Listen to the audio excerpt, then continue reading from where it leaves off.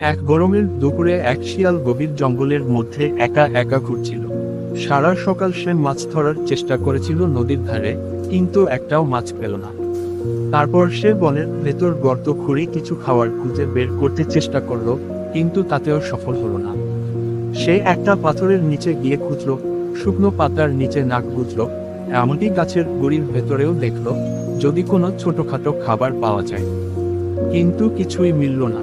সে ভাবল, আজ বোধহয় আমার খুব দুর্ভাগ্য। এত কষ্ট করেও কিছু খুঁজে পেলাম না।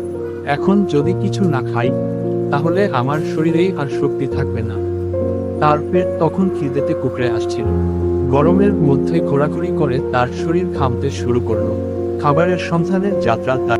সে ভাবল, এখানে খাবার নেই, অন্য কোথাও গেলে হয়তো কিছু খুঁজে পাবো।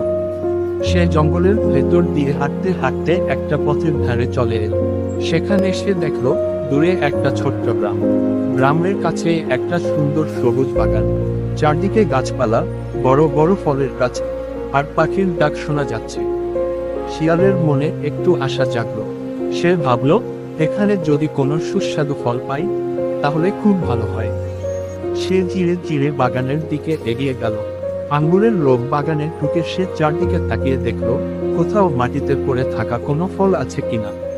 হঠাৎ তার চোখ পড়ল একটা বড় গাছে। গাছের উঁচু ডালে থোকা থোকা আঙুর ঝুলছে। রোদে সেগুলো চকচক করছে, মনে হচ্ছে খুব রসালো আর মিষ্টি হবে। শিয়ালের মুখে জল চলে এলো। সে উত্তেজিত হয়ে ভাবল, আহ, এত বড় বড় আঙুর, যদি একটু খেতে পারি তাহলে আমার ক্ষুধা মিটে যাবে। কিন্তু একটা সমস্যা ছিল, আঙ্গুরগুলো এত উঁচুতে ছিল যে শিয়ালের পক্ষে সেগুলো ধরা সম্ভব হচ্ছিল না।